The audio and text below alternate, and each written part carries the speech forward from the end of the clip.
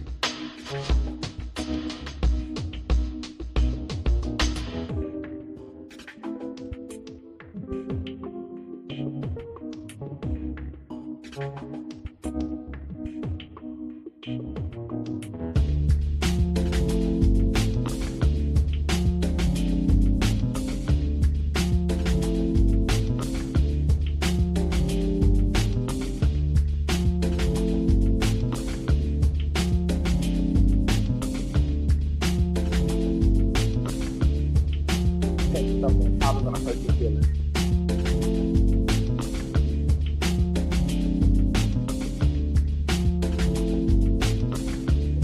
Deliberation.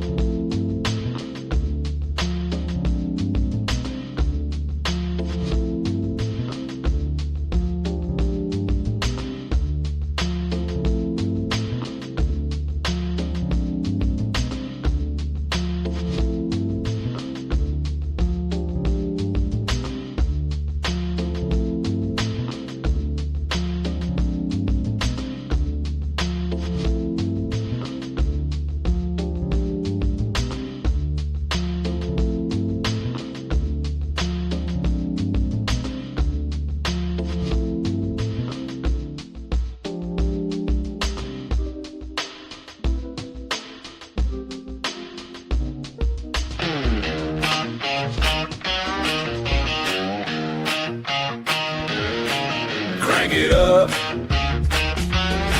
let it roll. Stars and stripes in my soul. Steel toes on, boots in the gravel. Heartland truth on every channel.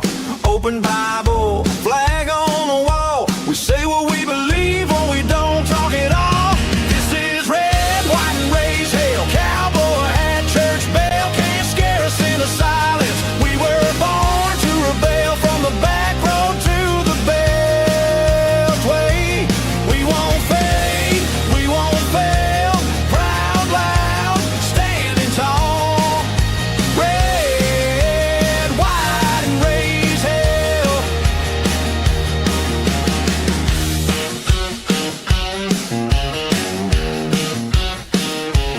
We back the badge, we guard the border. We love our guns and law and order. They try to shame every word we say, but we don't bow down, we just press play.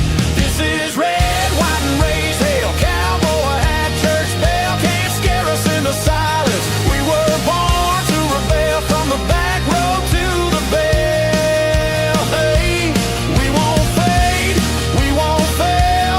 Proud, loud, standing tall.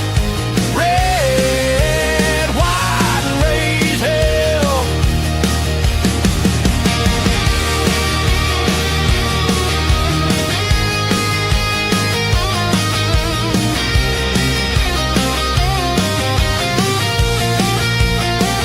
You can cancel the show, but not the crowd. We're still here, still talking loud. Hand of the free on every spell. Hit that mic, host, let the truth ring out. This is red, white, and raised hell. Cowboy hat, church bell can't scare us into silence. We were born to rail from the back road to the beltway. We won't fade, we won't fail. Proud, loud, standing tall. Red, white, and raised hell.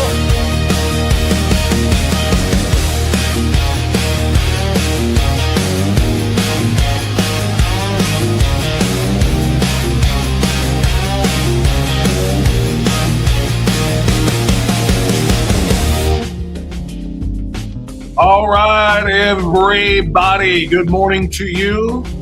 What's happening on this Wednesday morning? 8th morning, 7th month, year of our Lord 2026. The war is on. It's over now. The ceasefire, the memorandum of misunderstanding. I wrote a whole Sunday morning briefing. No, that's not true. The entire Sunday morning briefing wasn't about the MOM. I changed the MOU to the MOM. It was a memorandum of misunderstanding because it was never, ever going to be what Vice President Vance wanted it to be and claimed it was going to be, and President Trump said it was going to be. And this was the most predictable thing, the most predictable outcome, I don't know, in recent memory. And they had to know this, which is why I did not like all the gaslighting. I really did not. Being told over and over and over again that they want to make a deal so bad, they want to make a deal. No, they never wanted to make a deal. I said it. We talked about it. I didn't have to be prescient. I didn't have some sort of, crystal ball telling us how this was going to end up, that we were going to end up having to go back into war with them, because they were never going to honor a ceasefire. They're Iranians. Their goal is to kill Americans. Their goal is to kill Israelis. Their goal is to kill and wipe out all of America and all of Israelis, which is why we went in to stop them from getting a nuke. It was the right call. It was the wrong call to sit down and play footsie with these idiots, saying that if they put their name on a deal, that everything will be okay. They'll agree to stop pursuing nuclear weapons. They'll agree to stop funding terrorism. It was a mistake. It was never going to end any other way than it is, which is us right back to bombing the blank out of them. But the war is back on. Ceasefire over. Memorandum of misunderstanding. That whole Sunday briefing I did a few weeks ago, the whole first section of it was about the MOM, this was never going to be something that was true or that we could count on, that was reliable. It was never going to be the case. And I know nobody liked hearing that. I didn't like saying it, but I have never, ever, ever just played, fake news guy. I've never played, right-wing conservative Trump propaganda guy. I'm always going to tell you the truth. And almost all of the time, most of all of the time, I'm on it. And like I said, it didn't take some special power to know who the Iranians are. The Iranians never wanted to, quote, make a deal. President Trump was desperate to get the Iranians to make a deal so we could open the strait again and get oil prices down across the world and here in the United States. That was it. And so what we did is we had about 2 months of wasted time, of fake deals, fake MOUs, real MOMs, and we had the strait open for a little while before they started bombing ships in it again, attacking ships again. And we had to do what we had to do last night or yesterday. Time change notwithstanding. So very, very, very predictable, very, very easy to know that they were never. Look, President Trump is a master negotiator. We all agree with that, right? President Trump is a master negotiator. He's been making deals his entire life. Real estate deals, building projects, massive million-dollar contracts, multi-million-dollar contracts with any number of his properties that he has owned and businesses he has owned. Obviously, tremendous deal maker in the boardroom. Tremendous deal maker with television networks, hugely successful television shows. He made tremendous deals with some of our allies in the first term. The Abraham Accords, tremendous deal. He's a deal maker. He's been a deal maker forever. And he's been one of the best in the world at making great deals. That's one of the reasons we elected him. Happily so. But here's the problem. You can't make a deal with somebody that doesn't want a deal. And President Trump is just now finding that out. He's just not. The Iranians were never actually looking for a deal, an agreement, some sort of okay, you know what? Maybe what we've been doing this entire time since especially 1979, maybe this whole wipe out Israel from the river to the sea is not the way to go. We may have been just misjudging that and misplaying that all along. You're right. We should sit down and just rethink the whole thing and say, you know what? Israel gets to survive. We'll pull Hamas away. We'll pull Hezbollah away. We'll pull the Houthis away. We're going to let Israel survive and pursuing their destruction for the reestablishment of a Palestine of some kind. We were screwy on that, man. And you know what? That whole death to America thing we've been doing since 1979, I don't know what we were thinking. That's ridiculous. What were we thinking? Life to America. Let's sit down and deal. Let's draw up the papers right now, and we will abide by them. I mean, what the flying freaking hell was that thinking? This is a regime. These are a people who want Israel gone. They want America dead. They make no bones about it. There is no deal on a piece of paper that is ever going to change that. This always had to be full and total annihilation, not of the Iranian existence. He kind of threw some threatening words around like that a couple of months into this whole thing, talking about wiping out a civilization, never to be seen again, blah, blah. No, that's just talk. But wiping out the IRGC had to be the goal from the beginning. They immediately struck and hit the Ayatollah and the top 40 or 50 leaders, because he found out where they were. And that was just brilliant. That was beautiful, because they are the ones who want to murder the world. That was fantastic. President Trump and the entire team just nailed it. But then after a while of nailing it, we're going to, let's stop and go to the table and bring what's left to the table and say, now, will you guys sign an agreement and honor it? I mean, again, what? It was never going to happen that way. And as long as we allowed their IRGC leadership to live and survive, we've got to do what we did with the first round of leaders and take them all out. It has to be kinetic. It was never going to be bargained.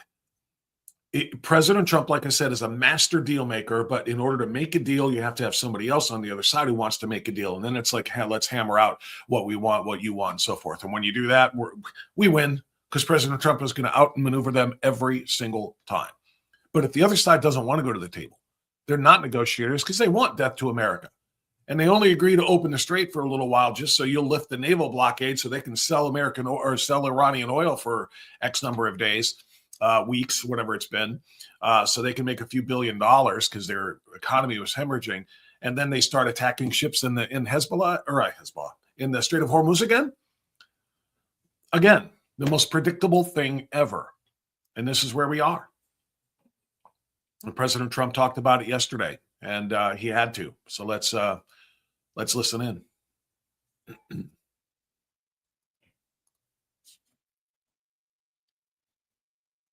It's a very interesting question. We missed the question. Somebody screamed at him, is the MOU dead? Is the ceasefire over? It's a very interesting question. To me, I think it's over. I don't want to deal with them anymore. They're scum. You know what scum is? They're scum. They're sick people. They're led by sick people. And they're vicious, violent people. And if they had a nuclear weapon, they'd use it. As far as I'm concerned, it's over. I'll speak to our negotiators. They want to negotiate. They're good people. Steve Witkoff, Jared Kushner. But they have to come back to me. As far as I'm concerned, it's just a waste of time dealing with them. They're liars. We make a deal. And if I make a deal with him, we have a deal. And he goes out, he talks. We make a deal. Everyone's agreed. No nuclear weapon. We make a deal. They go outside, talk to the press. They say, we never even talked about it. There's something wrong with them. They're cuckoo. As far as I'm concerned, it's over. Is this news, sir? Is this news? You're just finding out that they're cuckoo and that they're lying when they say they want to make a deal?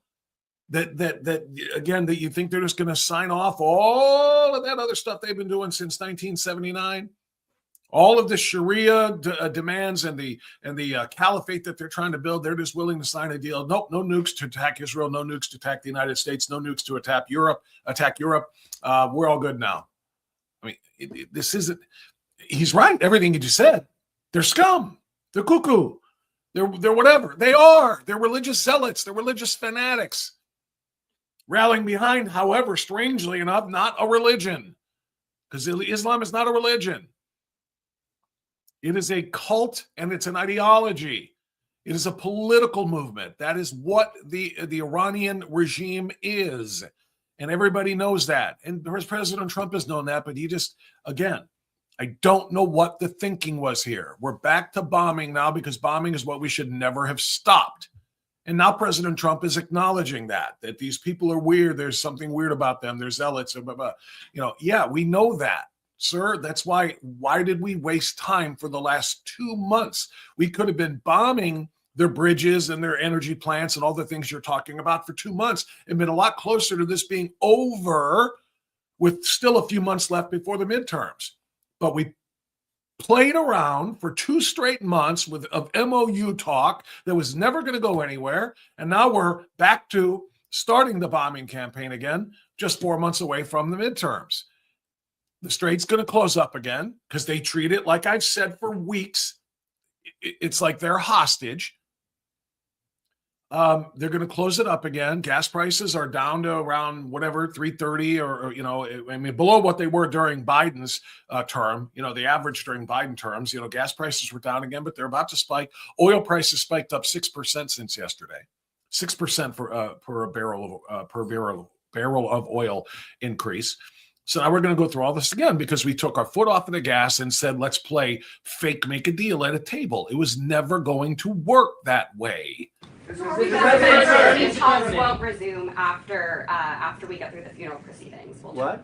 Does this mean that talks with Iran will not resume? I don't care. They can talk, but I think they're wasting their time. They're a bunch of lying guys.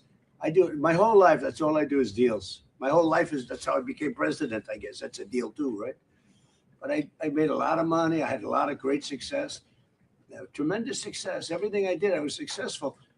And I deal with these guys, and I say, this is from a different school. They're liars. They're cheats. They're sick people. They've hurt their people. They killed 54,000 people as of now that were protesting. When people say, how come they haven't taken over? They can't take over because they're dead.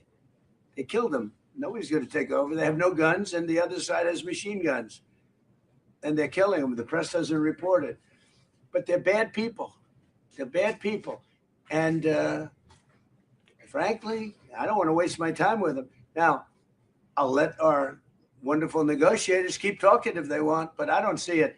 I don't like these people. You know that? I like him. I like the leaders. I think all of these leaders. Great. And they love. I think they didn't treat the United States fairly for many years, but that's okay. But they're sane, rational, good people. Most of them. I don't like a couple of them, to be honest with you. But there are a couple I don't like much. He's talking, by the way, about the UN. He's obviously at the at the UN Accords, and he's specifically speaking not about the Iranians there when he said there are a lot of these people I like here. He's not talking about the Iranians. It's important we clarify that part. But the Iranians, he said, are sick. They're bad people, they're scum or whatever. And everybody has already known that. We all are aware of that. And it's why, again, I'm wondering, and I've been wondering on the show and in my newsletter talking about the MOM, why this is in any way, shape, or form surprising to the president.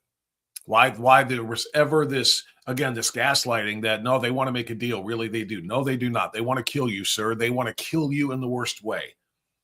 All right? They want to kill you. They want to kill Vance. They want to kill Hegseth. They want to kill Rubio. They want to kill every one of us. They want to kill everybody in Israel. That's what they want. He's right. He's been making a deal. He's making deals his whole life because it's what he knows and it's what he does best. But again, you cannot make a deal with somebody that doesn't want to actually get an agreement. They want you to die. Can we just say that? They want the United States to have a state funeral the way they just did for the Ayatollah. They want that for all of you in Washington, and they want that for all of us. They want death. They don't want contracts. They want to kill us. And here's the frustrating part about all of this now being back at war. It didn't have to go this way. We could have stayed at war until they were gone. And I don't mean boots on ground. The precision airstrikes, I mean, they got, I don't think I have the video of that ready to go. But they released yesterday some of the footage of the airstrikes, through the telescopic lens that they have showing where it's grainy and it's black and white and it's hard to see. So I'm not bothering to do it. But that bombing campaign is what should have continued for the last several weeks, the last couple of months. We'd be a lot closer to this thing being over now than sitting down and pretending it's deal-making time. They were never going to make a deal. Now, by the way, I want to emphasize this again and again and again and again. President Trump was right to go in, to start this. Everybody says this was a mistake. No. His purpose and his intent, as laid out by Marco Rubio as well as anybody has, was correct. Because they are a culture of death, because all they have wanted to do was attack us and Israel and Western Europe and anybody that is, that is not aligned with their thinking with respect to Islam and the caliphate that they're trying to establish to dominate the world. They've wanted to kill all of us and attack all of us for a very, very long time. Everybody knows that. Everybody has known that. And when Marco Rubio laid out the fact that the best way to kill all of us would be to have a nuclear weapon, and they were getting closer and continuing to enrich uranium to the tune of around 60%, it only takes 2 or 3% to use for energy. You get it up into the levels we're talking about, spinning it in centrifuges to get to that level of that they need to for making and creating the bomb. It is not something that we could risk them continuing to be able to advance. And the reason why is because of that massive missile buildup that they had assembled. They had been stockpiling missiles, ballistic missiles, for years. And as Marco Rubio said, they were at a point where they were about to be untouchable. Anybody wanting to go in and do air campaigns and so forth to try to stop their nuclear program were going to be shot down. They were going to be able to reach with those missiles European soil. They were going to be able to obviously reach Israel's is easy, and maybe their ICBMs could reach to the United States, to North America. That missile program was a game changer. As Marco Rubio said, if they were allowed to continue and to finish that stockpiling, they would have been untouchable as they did their nuclear enrichment. So I get it, and I know why we had to go. President Trump was right. Marco was right. Vice President Vance did not want to do that. He was the one who was kind of like the holdout. That's why there has not been a meeting of eye to eye on this between Vice President Vance and President Trump. That's why he had not been the face of this until it came time to negotiate the MOU, which became an MOM. But the point being, everybody, almost everybody, was almost unanimous in the administration that Iran had to be stopped, and President Trump did the right thing by going in. But pulling out of it and saying, okay, we're going to stop now, and we're going to try to have some fake, signing of an agreement that is going to lead to a ceasefire, and everybody is going to kumbaya our way to the end of this. It was never going to be the case. This was the inevitable result of this, and that is exactly what went down. I don't know if this is the same clip or later in the same conversation yesterday in Ankara. So let me see. Yeah, that's just going right back to the beginning. Okay. So yeah, the ceasefire is over. President Trump said, here's the weird part about it, by the way. President Trump said, yes, the ceasefire is over. I can't see it, being any other way. They're scum. He called them scum.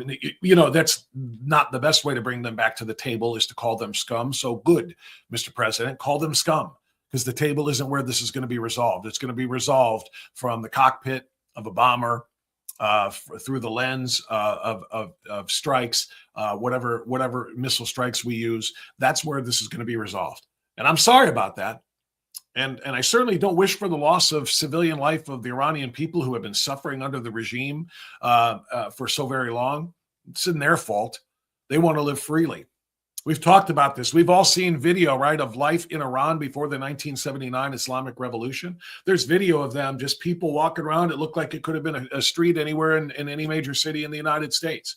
You know, hustling and bustling and commerce and shopping and this and that and the other. People lived a fairly, Western life, if you will, until 79. And that's when things changed. And all of those people then became, under the heel, if you will, of the regime. So I don't want any death for them, but you know what? They're already killing. What did President Trump say? 54,000? Number we had heard over the course of the last, few months was around 30, 40,000. So now the estimate is up to 50,000 civilians they killed for daring to protest the regime, for throwing off their burqas and their hijabs and burning them and daring to challenge Islam. So that's the kind of people we're dealing with.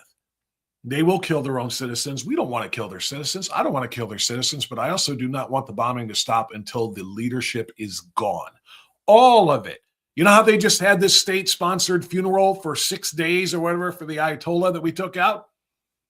I want there to be nobody left to hold a state-sponsored funeral for the next targets in the IRGC that get taken out. I don't want anybody to be able to throw funerals for these people because I want them all dead. Now, that might be a little bit idealistic, a little bit wishful thinking. You can't get them all, but you know what?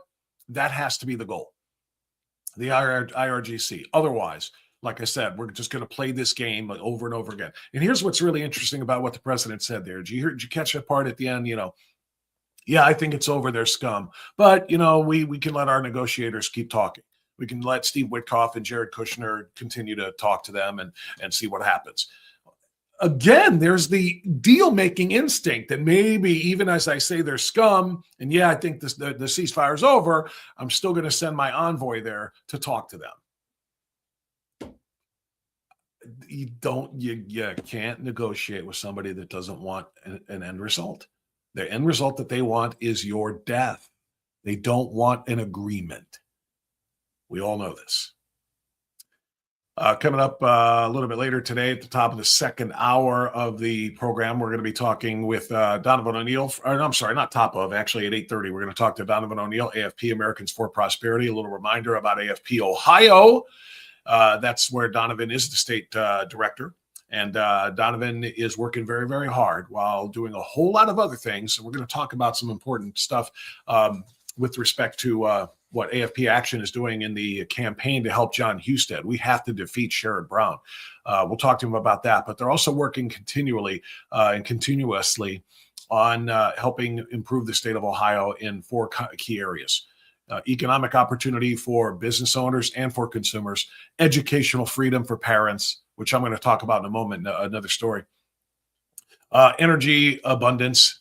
There is so much of it here, and it has been mismanaged and misused, and it's got to be fixed. And government accountability, which of course is crucial. I talk a little bit about government accountability with Keith Faber, who's going to be tomorrow's show. I told you I interviewed him Tuesday. I don't want to get too far off the track here, but I interviewed him Monday night. And I think I'm going to give that one to you tomorrow. I might put it on the locals page. It's a really good hour. I like Keith Faber. I'll tell you what, that's a conservative guy right there. I'm going to give that to the Unfiltered Insiders first, though. I think I'm going to throw that on the locals page for insiders only because I want to get your reaction to it before I release it to everybody else. But anyway, as far as talking about government accountability, that's something that Auditor Faber and I discussed fairly in depth, and I think you're going to appreciate that conversation. But the point being, I want you to remember that you can indeed volunteer and help make Ohio better in all of those areas. The Buckeye Blueprint is available at buckeyeblueprint.com, buckeyeblueprint.com.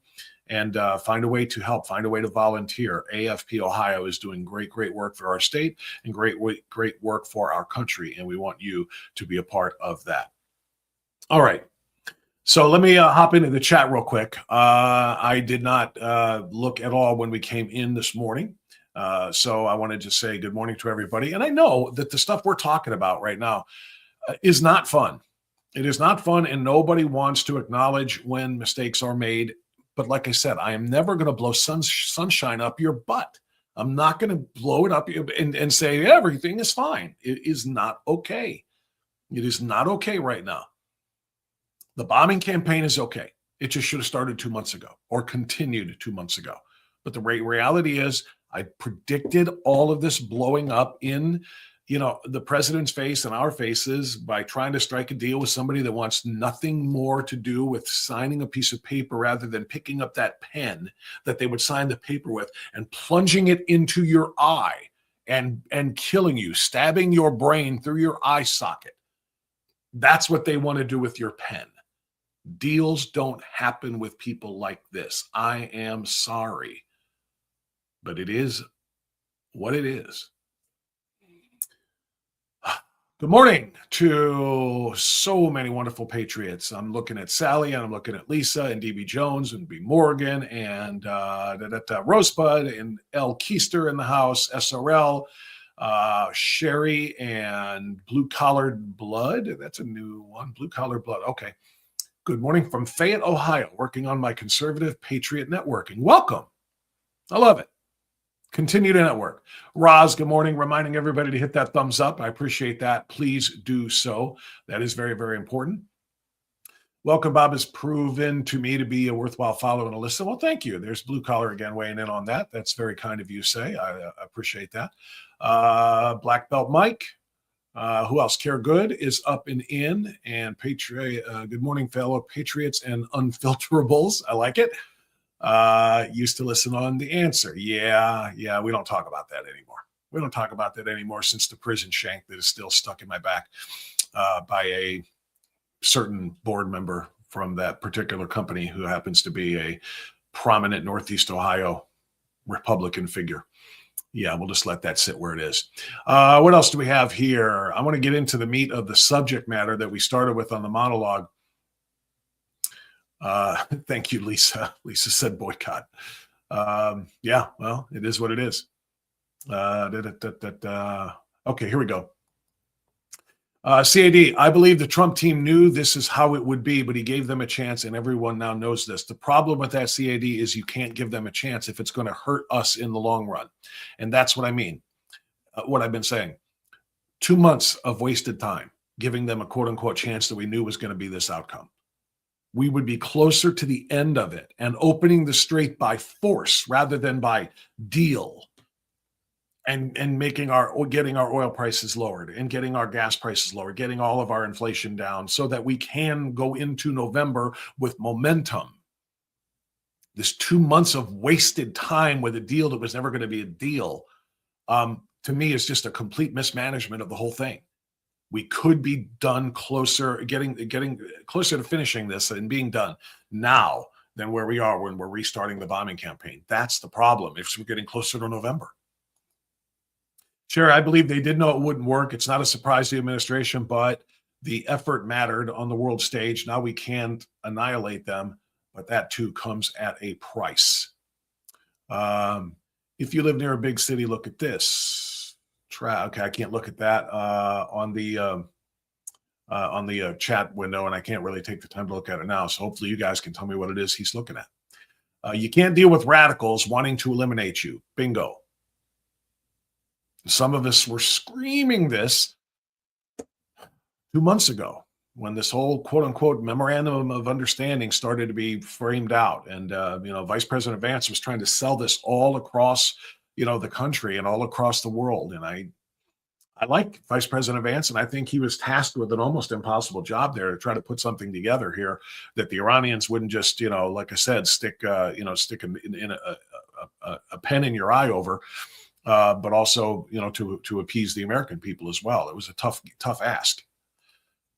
Separate the Iranian people from their government. They're oppressed, and the underground church at Iran is strong. They don't want to kill Americans. Exactly right, Lisa. Completely concur. That was a point I tried to make earlier, and I want everybody to know that. It's not the Iranian people. It's the Iranian regime. That's where the target has to be. A lot of people are saying, turn it all to glass, just, drop our own nuke or, the most powerful weapons we have and just boom, wipe out the whole civilization. That is not the answer. Those people want to be free just like we do. And they're under the thumb of that regime. The MOM needed to be done to save face with NATO. Now he can shake his finger at NATO. NATO doesn't care. Good morning, Donna. NATO doesn't care. They'll talk and they'll play the game. They'll talk about that a little bit. Sorry, I just lost my place on the scroll here as I'm looking at the comments. Okay. Yeah, I seem to be out of order here. How did this get to yesterday? That's weird. It's almost like it just went back to yesterday's. Look at this. It went back to yesterday's live chat. It's the politically incorrect mechanic giving a speech on the Second Amendment tonight to Parma Republicans. That was yesterday. Or is that tonight? Oh, that is tonight. I'm confused because Charlie texted me yesterday about this. And I thought that's where he was headed yesterday because he asked me about his introduction. Okay. All right. My bad. So good. So that's tonight. So let's promote that then. Look at that. The PIM. Charlie is giving a speech tonight to the Parma Republicans group on the Second Amendment at McJames, otherwise known as Adamos, which is fantastic, by the way, on Snow Road in Brook Park. Meeting starts at 6:30. How about that? I got the date wrong because I thought Charlie was headed there yesterday. So fantastic. Love it. And I hope people come out to I might have to come out there. I'm going to try to make that happen. Go and watch and listen to Charlie, who is every bit. That's why he came to Houston with me when we did the NRA shows. Nobody knows the Second Amendment better than Charlie, as far as I'm concerned. Maybe Chris Dorr, Ohio gun owners, but Charlie would be right up there neck and neck. And nobody has an arsenal. Charlie is a phenomenal Second Amendment patriot. He's a phenomenal patriot, period. But he gets to be a keynote speaker at the meeting tonight. That's awesome. I love that, Charlie. And I hope people come out. And what does Charlie say here? Smoke them already and get it over with. Yes, exactly. That's exactly what I'm saying. Smoke them and get it over with. We should have started that smoking, like I said, 2 months ago. Really, really important. All right, Charlie. So Charlie, that's fantastic. I'm going to try really hard to come out. I really am. I don't know what time I'm going to be done with all my other obligations, but I would very much like to come and listen to Charlie speak on the Second Amendment. I hope you will too, in Brook Park tonight. What does it say? Want to be free? Maybe 47 years under the Islamists educated them. We'll see. Yeah. Elon put out a video recently that is incredible. A lot of breadcrumbs in the video. Okay, that might be getting off into some other topics, and I'll let you all continue to pursue that.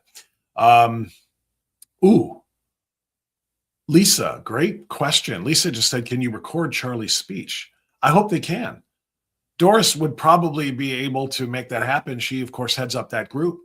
I bet somebody there could at least just do it on their, even if they don't have a tripod setup thing going, maybe somebody could just record it from the crowd. That would be great. That'd be great. I'll tell you what, I'll play it here for everybody. No pressure, Charlie. But if I get a decent recording where the video is quality enough to show, we'll do it. I'll play it on the show, or portions of it, or clips if you want to make some shorts out of it, whatever. But that's a very good idea. So everybody who can't be at Parma tonight can see it. I'll do my best. We'll see if we get a decent copy of it. All right. Pivoting. Actually, no, let me not pivot for quite yet, because since we're talking about Charlie, well, what better time is here to remind you of his phenomenal business and his phenomenal support of Strictly Speaking Unfiltered. Charlie's Auto Repair. Honest work, fair prices, done right, MAGA style. Charlie is MAGA through and through. He is America First through and through, and that's good enough reason for you. You know what? Even if he was a dishonest mechanic like almost all of the rest of them, I would say go to him anyway. You're going to pick a dishonest mechanic, pick one who's MAGA. I would tell you that. But the beauty of this whole thing is Charlie is a phenomenal mechanic and an honest guy who doesn't upcharge you for things. He's not going to overcharge you for repairs and parts that do not need to be replaced. If you can fix something rather than replace it, he'll fix it because that'll cost you less. That's honesty. And that's what you just don't get in a lot of people in this industry, quite frankly. You find an honest mechanic, you cling to them. This is the guy you cling to. See that number on the screen? 216. Oh, looks like I still have a chat comment up there, so I got to make that go away. There it is. So I want you to see the address, and I want you to see the phone number there. 216-470-0170. Routine maintenance, need those tires rotated, need those brake pads checked, need that oil change. Take it to Charlie. Big time repairs needed. Got to need a new transmission. Don't know what that noise is under the hood, or the electronics are working. You can't figure out what your dash and your display panel is trying to tell you. The electronics, Charlie's a whiz. And like I said, he'll not only not overcharge you, he'll maybe even undercharge you. If you're a patriot, meaning you are a concealed carry license holder, a veteran, an active military, or a first responder, guess what? You'll get 10% off. Charlie's Auto Repair in Lakewood. If you're anywhere in Northeast Ohio, please look him up. You will be glad you did. Like I said, you find somebody like that, you take advantage of it. All right, now I want to pivot completely onto something very, very different. You're going to now shield your eyes a little bit, because what I'm about to show you, what I'm about to show you is going to be a little bit hard to look at. You ready? Here we go. Yeah. It looks like what it is. That's a muscular man wearing a long top of the head started ponytail and a whole lot of makeup and a skirt. Yeah, that's what this is. This, my friends, is an individual at a Penn State University affiliate college. It's called Pennsylvania College of Technology. And he is giving a presentation. And I don't know if he's a professor, if he was a guest lecturer or what.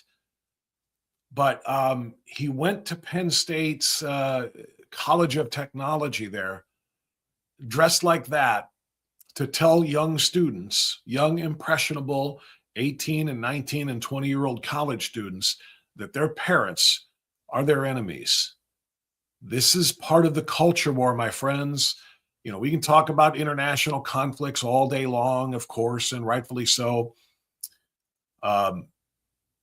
This is part of the culture in our own backyard, not just our backyard, in our house, in the family room, in the living room, in the bedroom, whatever. There is an attempt by the radical left to divide families, to break up. This is what classical Marxism teaches. The Iranians know they can't take us down with their missiles. They could with the nuke, which is why we have to stop them.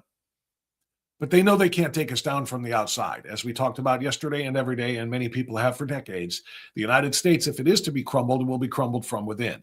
This is how you do it. Marxism teaches to break up the nuclear family, balkanize families, get the kids in one place, parents in another. Do not let them connect. Do not let them trust one another. That's the basic building block that this foundation of this republic was constructed upon, is the family. All right? And that's not a Christian, that's not a Judeo-Christian statement either. That's just a reality. Yes, our faiths, Judeo-Christians in particular, and many other world religions too, not including Islam, because that's not a faith. But many others believe that too, that the family unit is literally the core. And that's why those who want to destroy America want to destroy the family unit. And this is, again, another example of it. They do it at the preschool level. They do it at the kindergarten level. They do it at the elementary, primary grades. They do it at high school. And as you can see now, they do it at colleges. Break up the family, create those divisions, create those schisms, if you will.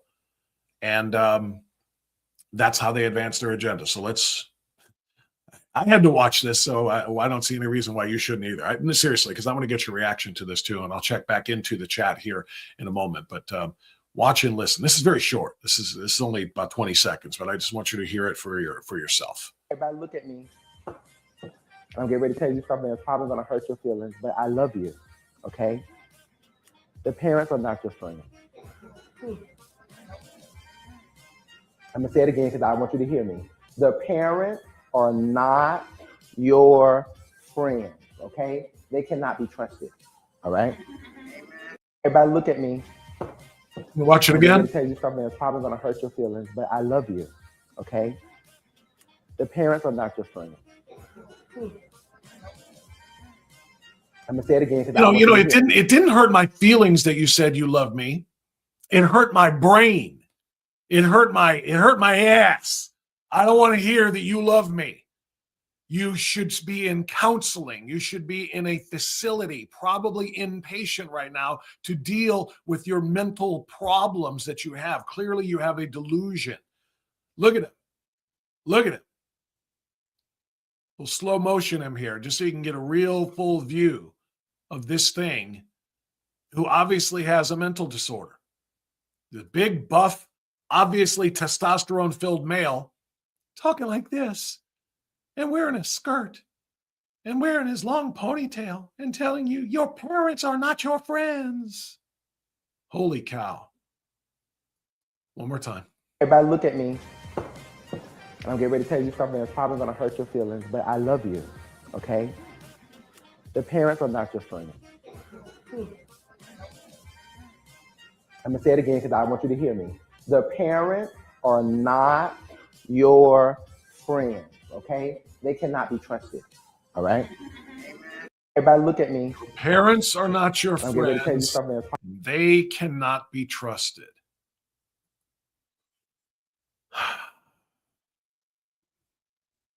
What university would schedule? What professor would schedule a guest speaker like that to come in there looking like that, saying those things? I'm going to default here to, or not default, but I guess defer here to the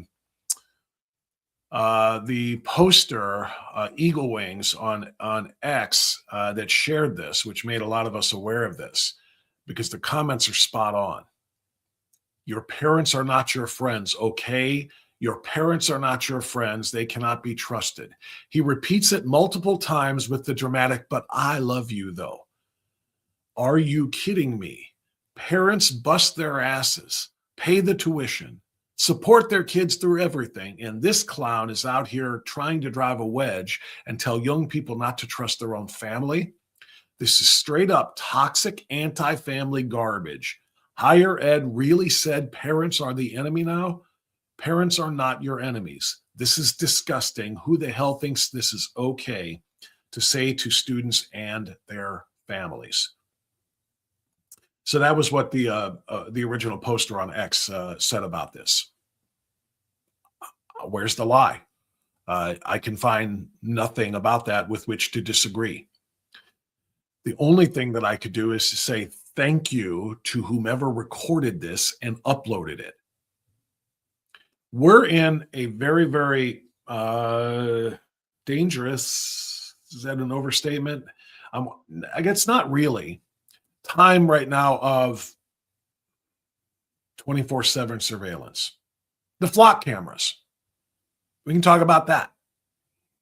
We're in a time of 24/7 surveillance, pretty much. And much of that time, we spend being very, very angry about that because, no one should be tracking my movements. No one should be tracking my expenditures. Nobody should be tracking where I go, what I do. Yet we allow ourselves to be tracked every single step of the way, don't we? See these things? Every single step of the way, we're being tracked. You knew that, right? Your movement, if you turn on your location devices on your phone, for whatever reason, every single company, every retailer, every tech company, they all know where you are, what you're doing. They will literally track your movements from store to store, place to place. They're going to see what your habits are, where you're visiting. They're going to ping your phone to the place. Okay, this person went to a Cabela's. They're into hunting or whatever, so we're going to target ads at them. I mean, we're all under constant surveillance, and most of us don't like that, but we do it voluntarily because we carry one of these. How many people, you tell me, how many times have you said something that was not, and you've never hit a keystroke on your phone? Never once about this. but you're talking about something with a friend or family or whomever. You're saying it out loud. And then 20, 30, 40 minutes later, you look at your phone and there's an ad for that thing you were just talking about popped up on your screen, because it's always listening. It's always surveilling. Okay. I'm going somewhere with this, so work with me here. Okay.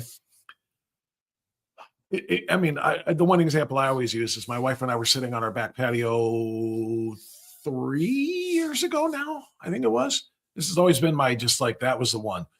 And we were just looking at our pine trees that we had. And our pine trees, the needles were just all falling off the tree. I don't know how old they were. They were there when we bought the house. But I remember they weren't giving us any privacy in our backyard because, like I said, the needles were falling off for the bottom third of the tree, and we needed to do something. So we were talking about getting rid of the trees. We got to get rid of those, to have those taken down and put something else up that's going to be more, beneficial, privacy-wise or whatever. Point being, I had never searched for, tree removal companies or new, but an hour later, I picked up my phone. I started scrolling around on Facebook, and what is the first thing that I saw? Tree removal. I'd never seen a tree removal ad in my life on Facebook. And I scrolled a little bit more, and then boom, there was one for a nursery, a tree nursery, places to buy, arborvitae, whatever the hell kind of trees you want to put up. I mean, that's when it really just smacked me in the face. People said to me when we first got our Amazon Alexa, which was many years before that, oh my God, that thing is always listening. And I said, no, it's not. Not unless you say the keyword, not unless you say Alexa, it's not listening. Bull crap, it wasn't. It always was, and it always is. And I stopped worrying about it because I'm not going to give up the phone. We all need the phone to live, really. I mean, do you know anybody that doesn't have a smartphone? Anybody over the age of probably 10, 12? Everybody has them because of a million different reasons. Not going to give it up. So we suffer through the fact that we're being listened to, we're being watched, we're being tracked, we're being monitored, we're being targeted for ads and so forth. It's just what we do.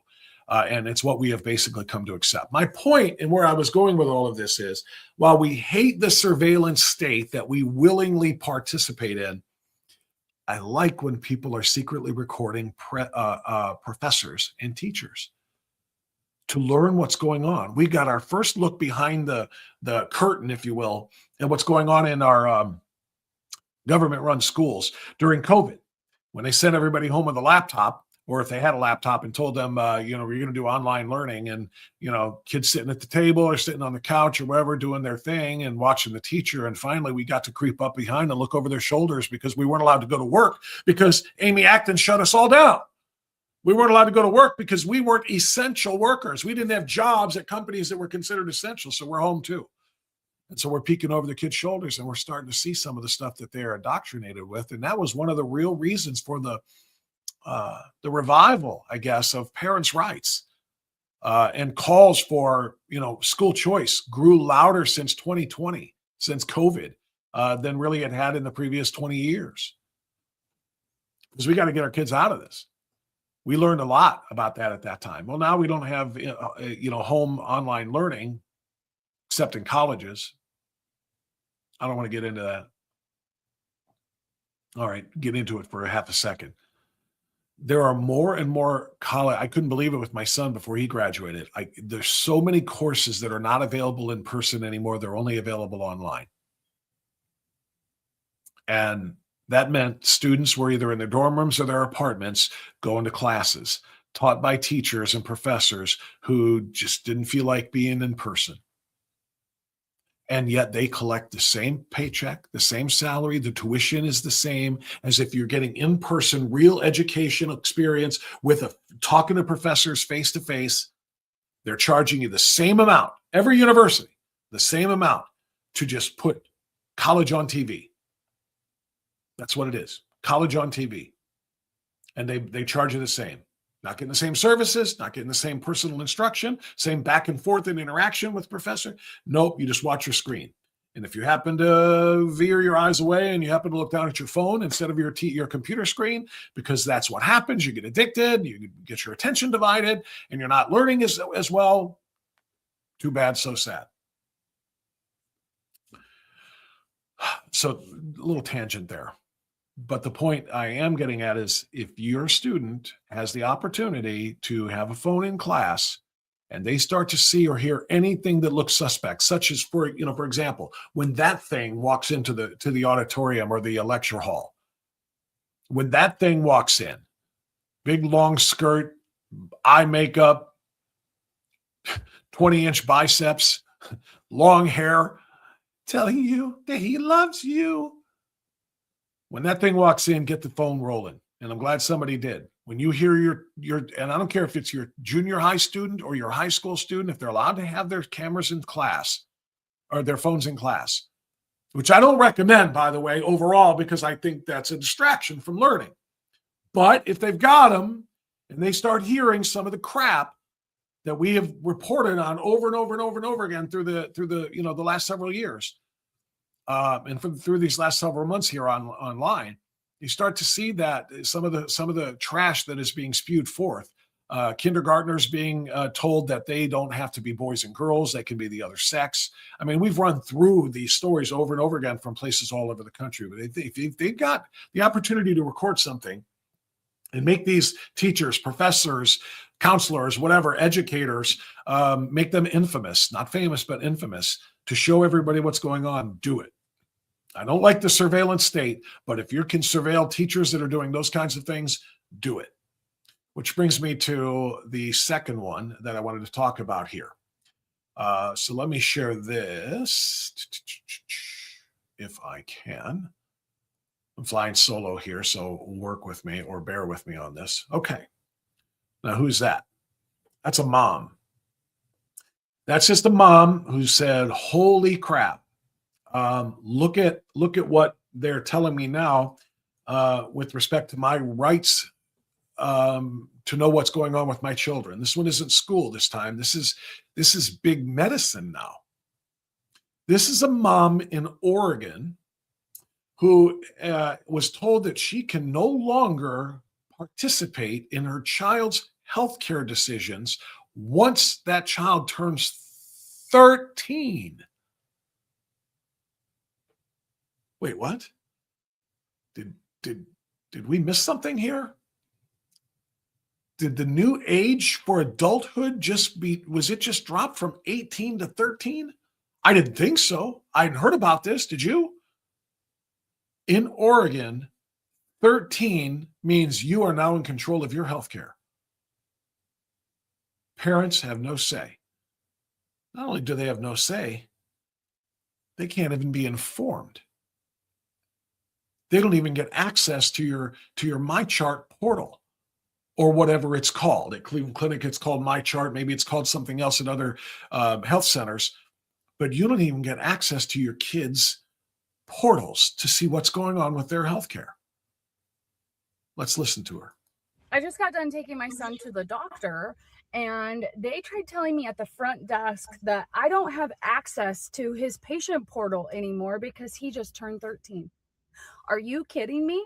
He is under the age of 18. He is my child. I should have access to what his medical stuff is. That is insane to me.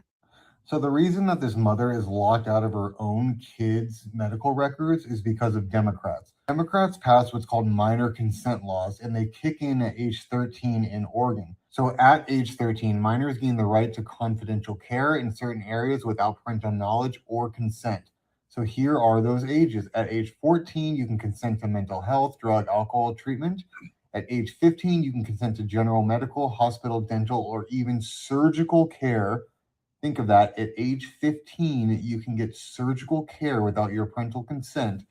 And at any age, you get full confidential reproductive health care, birth control, HIV, STI, and you get treatments for all these things. And this is all without your parent knowing. Here's what's really wild. These massive systems like MyChart and Epic, they actually default to kicking parents out at age 13 from their own kids' care.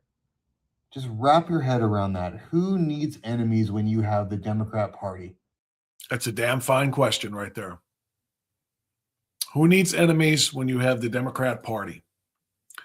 What you just heard is chilling, but it is also not unexpected. This is what I was just talking about.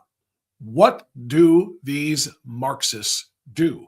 They break up the nuclear family. How? They get professors, they get lecturers, they get teachers telling kids your parents are the enemy. You get health centers, doctors, professionals with agendas telling your kids mom and dad doesn't get to tell you what to do with your body. Once you reach the wise old age of 13, because at 13, now you're allowed to give informed consent, right? No, not right. Informed consent, there's a reason why a 16-year-old or somebody under 16, rather, cannot sign a legally binding contract because they are presumed to be too mentally and developmentally behind or young to make informed decisions. They can't sign a legal. You can't buy a gun until you're 18. You can't, which is weird, especially considering you can go and join the military and use guns at 18, but whatever. You can't drink alcohol until you're 21. But we're going to give you control over surgery on your own body at 13. Surgical procedures. I mean, think about that. Age 14, I'm going to hit this again, what the guy at the end of the video where the mom was talking about said. These minor consent laws kick in multiple states, not just Oregon. At age 13, parents are kicked off of the MyChart or whatever, the health portal for their kids. The kids can then engage in and have conversations with medical professionals about their bodies that their parents will never know about. Okay? At 14, consenting to outpatient mental health, drug and alcohol treatment. So if your kid is addicted to weed or worse, opioids or something, he can call his healthcare provider and never have to tell you and have outpatient counseling with those individuals, and you don't even have to know what's going on. Anybody find a problem with that? Age 15, apparently now you're wise and mature enough and developed enough cognitively and mentally to consent to general medical, hospital, dental, and there's that word again, surgical care. At any age, full confidentiality for reproductive health. That means 12, 13. Kids are sexually active very, very young now. You don't have to know about it. They can go and consult with a medical professional to talk about getting on birth control, to talk about STIs and HIV testing. This is straight up Marxist interference with, destruction of, disruption of the nuclear family. They're doing it in schools. They're doing it in big medicine. It's incomprehensible. How does anybody justify that? We all know the goal. Parents are waking up to the indoctrination. Parents are waking up to the grooming. Parents are waking up to the cult-like activities that so many of these disruptors, these Marxist disruptors, are engaging in. And that's why they're going to school board meetings, and that's why they're denying their kids certain things. And so they're figuring, the Marxists are trying to figure out a way to go around the parents, and this is a way to do it. Ban them from looking at the kids' MyCharts. Ban them from having to be informed when their kid is on birth control. Ban them from, all of these things. Ban them, tell them that your parents can't be trusted. Remember, shh, Johnny, you can go become Jenny in the coat room. Go ahead and put your new clothes on, and when you come out, your new pronouns and your new name will work, and it'll just be during the school day, and right before final bell, you can go back in and change again, and don't tell mommy and daddy. They wouldn't understand. They might think something is wrong with you when there's nothing wrong with you. You're just special. That's what they're doing. It's an attack on our culture from the very beginning. Let's see here. Far West Sider. We don't want to say that the parents should not have to pay for any of this. This then puts kid reliant on government. Kids are, yeah, that's very true. That is very true. The parents will find out too late when they get the bill. Also very true. Big Jake, I have seen that mom video. That is why we saw the Penn State. I won't say the word out loud, but I do understand the sentiment. What he had to say, thank God my daughter is well above the 13-year-old age. She was vaxxed with a boomer needle. Ground ops, where are the doctors? Let's see. Charlie, it's because 13-year-olds are much more rational than ever. LOL. Yeah, right? LOL indeed. After the COVID lies, said Victor, big medicine can suck it. And Sherry said, I agree. I'm with you. Let's see. Okay, we're going back on the smartphone thing. Talking about the surveillance state. Sherry says, I've been urging people for decades, literally 40 years, to remove their kids from public schools. I saw this coming. Okay, this is on the schools, my bad. Reading union and school district contracts as part of my job. So Sherry, you would have a knowledge there that the rest of us don't have with that job. So yeah, do tell. No, he can't be trusted. Who's the he in that case? Misery loves company. He probably didn't have parents. Oh, I guess we're talking about the. Oh, okay. So no, he can't be trusted. The muscular dude in the dress can't be trusted, as he was telling kids that parents can't be trusted. I get it now. Thank you. I just a little slow on the uptake here. No, he can't be trusted. And then Donna says, misery loves company. He probably didn't have parents. Maybe so. Maybe so. Pennsylvania College of Indoctrination, a better name for it. Well said. What does the politically incorrect mechanic say? Tumultuous. Not sure what that was referring to, but okay. It's a good word, by the way. I love tumultuous. Wonderful, or I wonder what his parents would say. You don't even need to turn on your location. Yeah, well, that's true. Although if you do allow your location to be on, especially if you're using your GPS for anything, you always have to activate your location. They can track you a lot more specifically. But you're right. I saw a reporter, I guess, a TV station reporter. I can't remember who it was. I don't know, a year or so ago. It was one of these, like, doing this investigation of the surveillance state and that little phone in your pocket and how it tracks your movements. And they did like a test. They sent the same guy out with two different phones. One was an Android and one was an iPhone, I think. And one of them had the location turned on and the other one had it turned off, and they did this thing. And then he went from like an entire day for like 8 hours to different places. And then they went back in and looked later to see what the phone had tracked about where he had been. And both of them did almost the same thing as far as tracking, even though one had the locator on and one had the locator off. The locator on, I think, had more specifics about, like, one might have had the general area, but the other one had the specific store that somebody went into, that kind of a thing. So, and the reason they do that, of course, is they see where you are, what you do, what you engage in, what your interests are, and then they target you with ads or with content. The algorithms kick in. Oh, this person went to and spent 45 minutes at a gym, so this person's into physical fitness. This person went to the library, and so this person's into literature. And then they target content with you on that. And then when you're watching that new content of things you're interested in, then they pop paid for ads inside that content.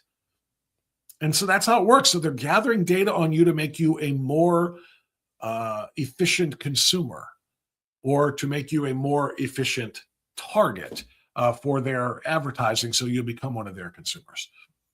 So yeah, that's kind of what I mean when I say we kind of surrender just by carrying one of these things around. We surrender a lot of our privacy. Let's see. Big Jake, what credentials does the guy have? He sounds and moves. Yeah, we're not going to use the language. I don't want to get in trouble for the slurs. I don't give a crap about political incorrectness, but I also don't need to invite trouble. Damn it. I just recognized a filter, and we're supposed to be unfiltered. But I hope you do understand the point I mean. I don't need this being shared with the wrong people and then getting into situations that make my life any tougher than it already is. Parents should not be friends or buddies. Parents are not enemies. They are parents, which means one moment they are disciplinarian and other times confidant and friend allow confidant. Friends allow stupid. Okay. And yeah, parents do have to have different roles. I'm not going to preach that to anybody. My sister and brother-in-law don't have smartphones. Wow. I don't know anybody that doesn't.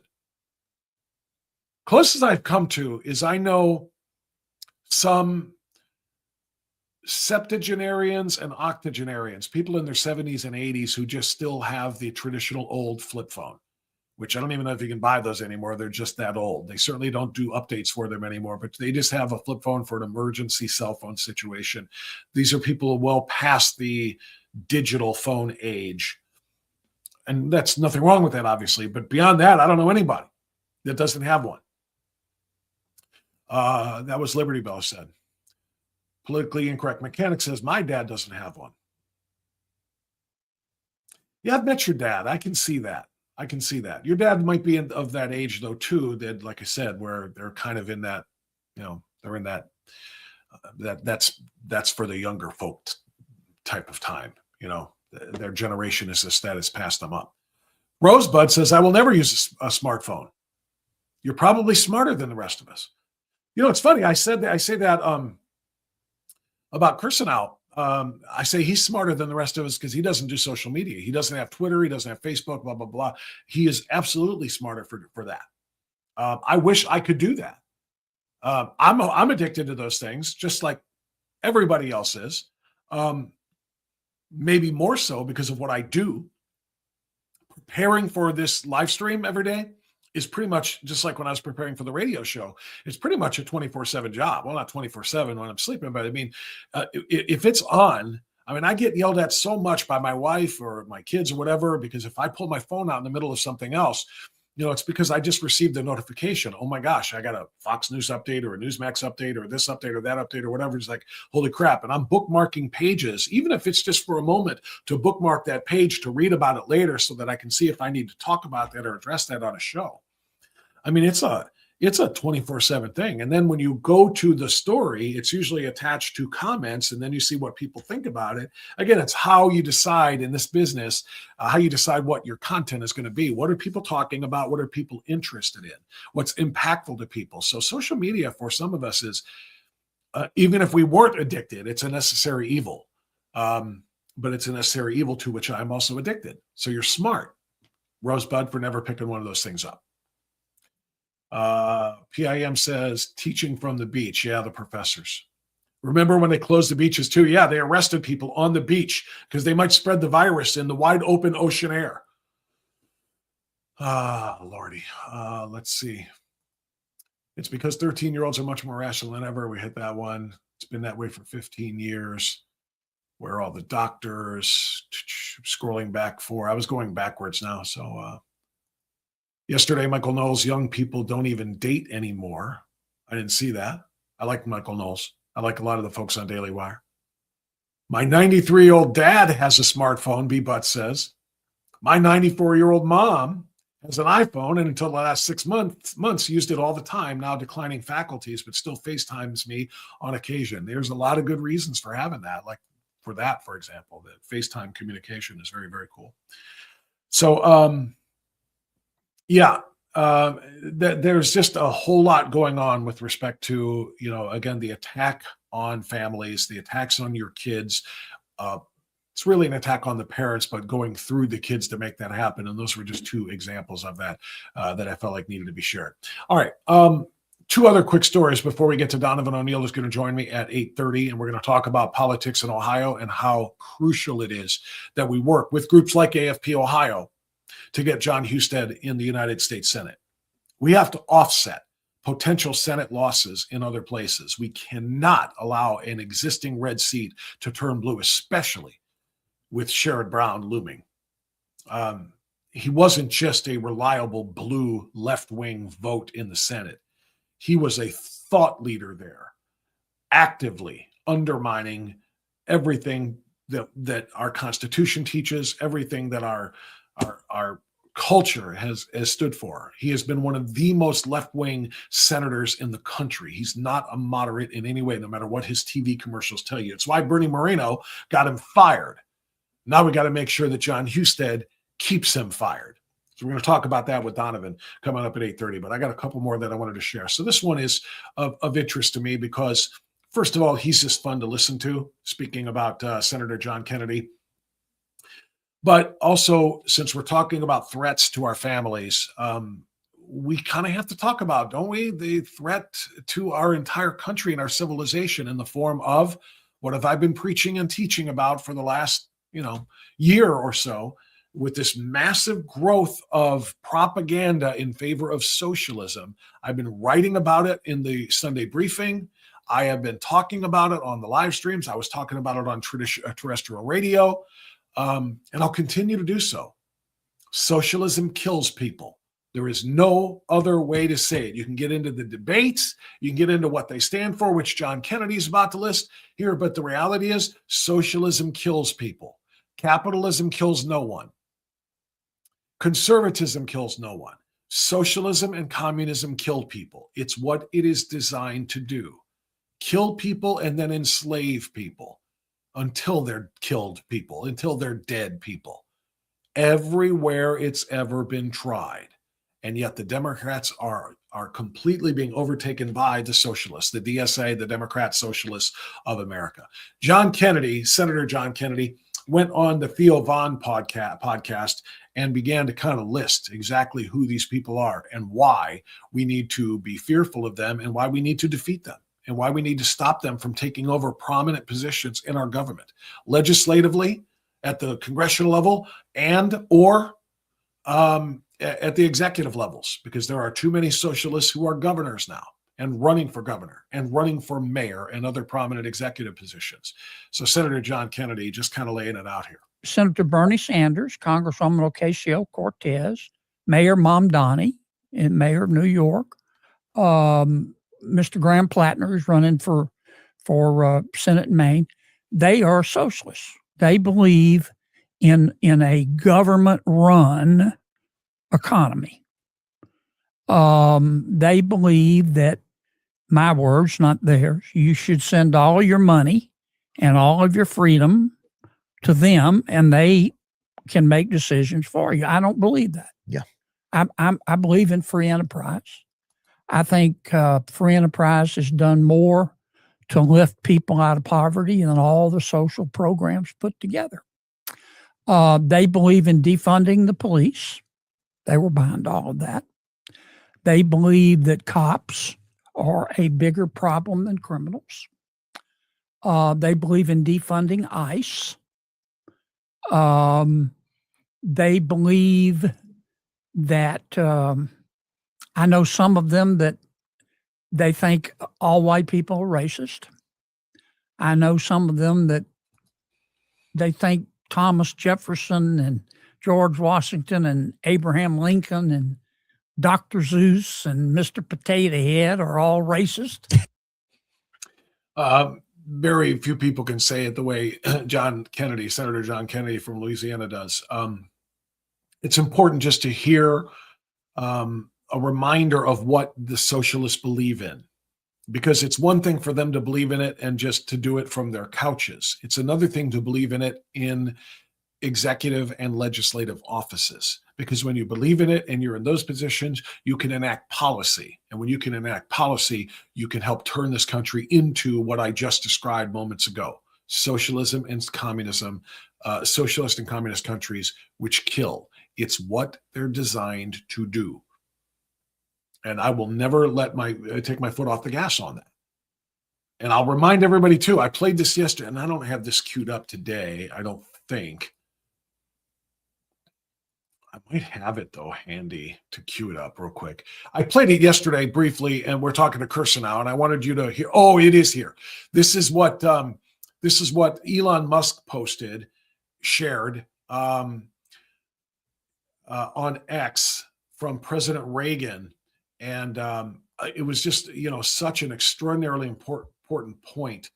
I can pull this up. Look at this. Look at me getting better at doing this solo as well. How about it? Yeah. This first 30 seconds or 20 seconds or whatever it is of President Reagan talking about socialism and communism and what will happen if the United States were ever to succumb to socialism and communism. This was just, I don't know, so extraordinary. I'm going to play it again. Well, I think it's time we ask ourselves if we still know the freedoms that were intended for us by the founding fathers.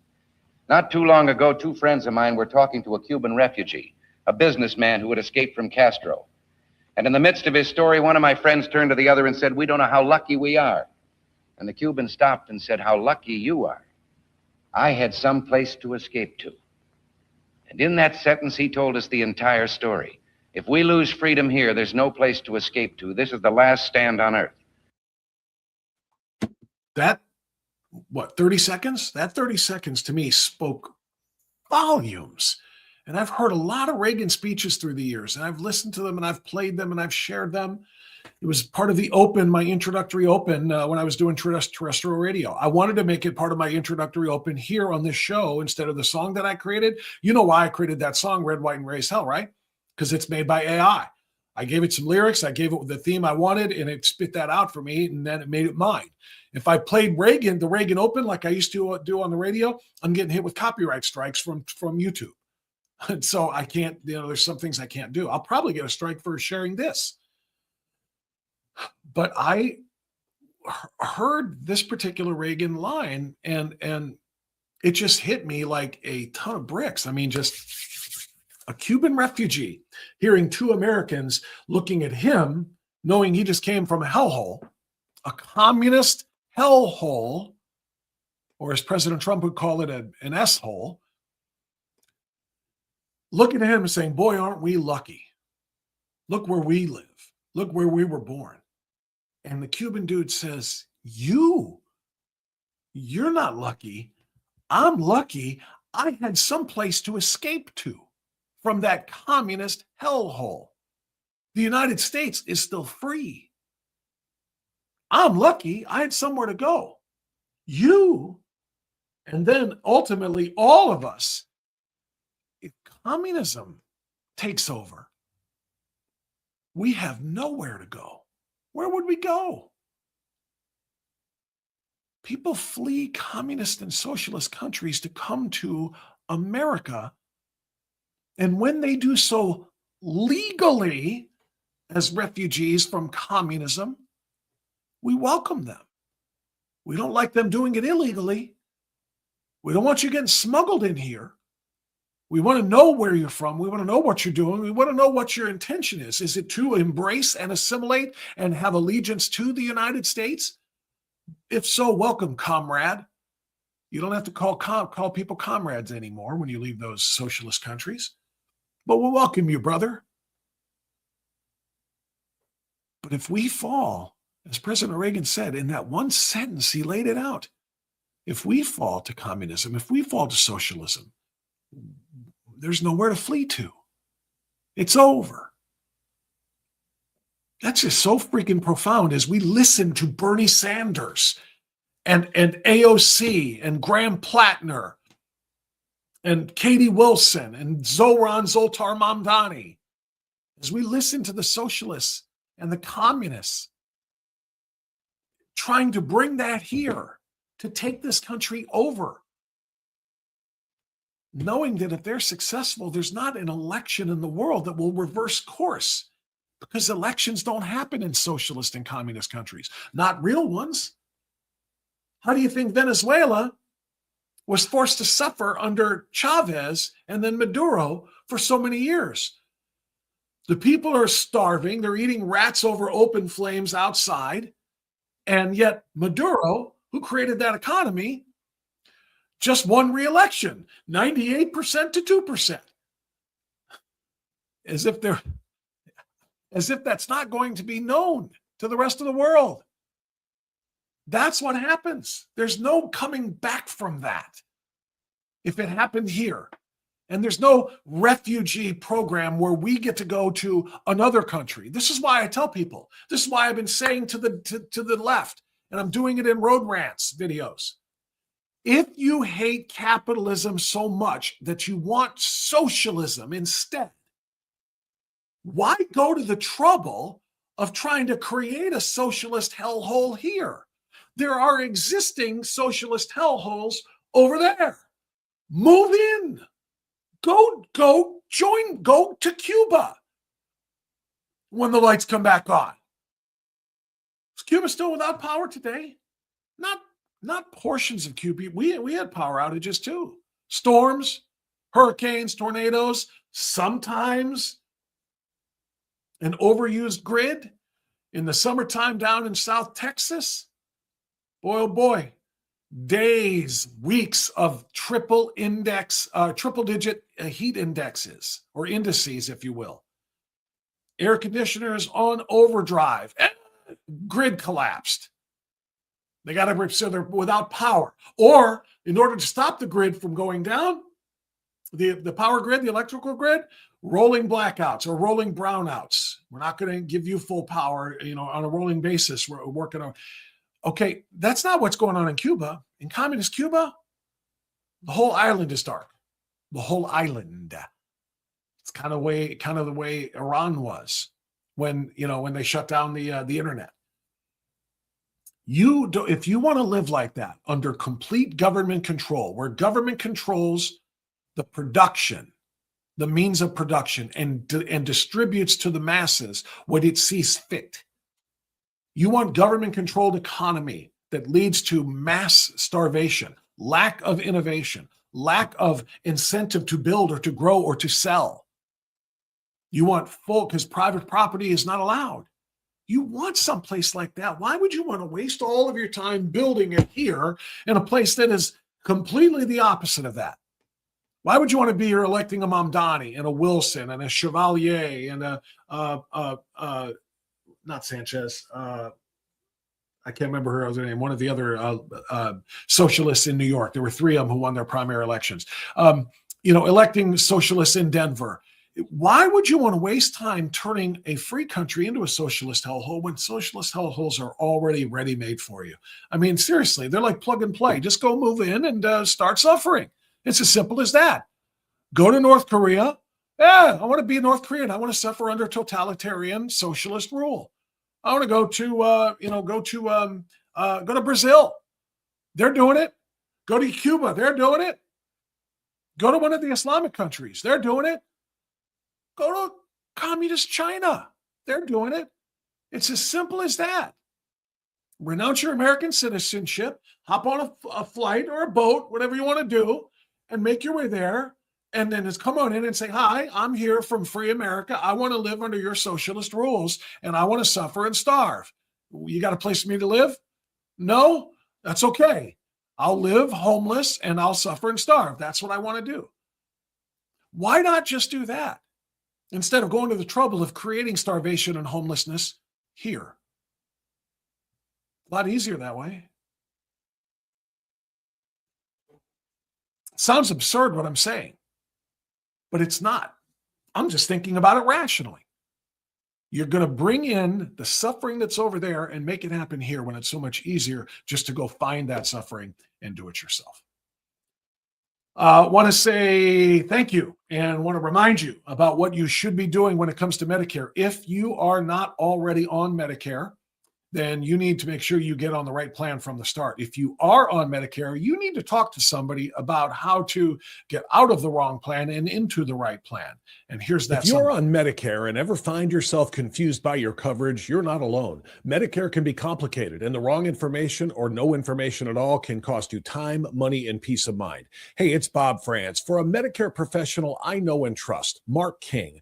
I've known Mark for years, and I've confidently referred Medicare recipients to him time and time again because he puts people first and explains Medicare in plain English. Mark takes the time to help you understand how Medicare works, what coverage you have, and what options might be available based on your needs. There's no pressure, no confusion, and no rushed decisions. Just honest guidance from someone who's been doing this for nearly 40 years and who knows this system inside and out. If you're unsure about your doctors, your prescriptions, or your overall coverage, Mark is the go-to guy you need. Call 440-832-8933 8936 to get an appointment. That's 440-832-8936. And for user-friendly information, visit keepingmedicaresimple.com. I trust Mark King for answers, and you can too. All right, there you go. That is the man. He is the man. And what happened to my man? My man just left. I lost him. There he is. That's my man. Now he's back. I was getting ready to introduce our 8:30 guest. Every single Wednesday, we welcome our friend, the state director of the Americans for Prosperity Ohio organization, our friend Donovan O'Neill. Donovan, welcome back, my friend. How are you? Pop, I'm doing good. And I love the quote, ready-made socialist hellhole. It's my new favorite Bob France quote. They're out there. You got a plethora of them to choose from. You're not wrong. Yeah. Go there if you love it so much. Instant suffering, ready and waiting. No. Seriously, no waits. No lines. Just go do it. There are big lines to get out of there to come here, but if you want it so badly here, just go ahead and do a little swap. Bring the people who yearn to breathe free. We'll welcome them here legally. You go ahead and yearn to breathe under totalitarian control, and you guys swap places. I'm okay with that, actually. But that's just me, the way I see it. So, Donovan, we've got to stop socialism. And one of the ways we're going to do that is we're going to win elections, and we're going to make sure that we do not give the Socialist Party, which is what the Democrat Party has become, any more power. And that means keeping people like Sherrod Brown out of the Senate. We sent him home and fired him. Bernie Moreno ran such a great campaign, fired him once, and now we got to fire him again. Let's talk about Senator Husted. Yeah, and our team at Americans for Prosperity Action, we're part of the team that knocked $1 million doors for Bernie Moreno. We helped put Sherrod Brown into retirement along with the rest of the great team here across the Buckeye State. But, guys like Sherrod Brown who've only ever known life on the taxpayer dime, it's hard for them to give that up, right? He tried having a job in the private sector for maybe 6 months. I don't even think he went 6 months, Bob, and already started concocting his plan and his attempt at return alongside Chuck Schumer. And, he's running, as many folks are aware. And, we didn't work so hard to put him into retirement that we're going to sit by and let him just waltz his way back into office. So we're proud to have endorsed John Husted.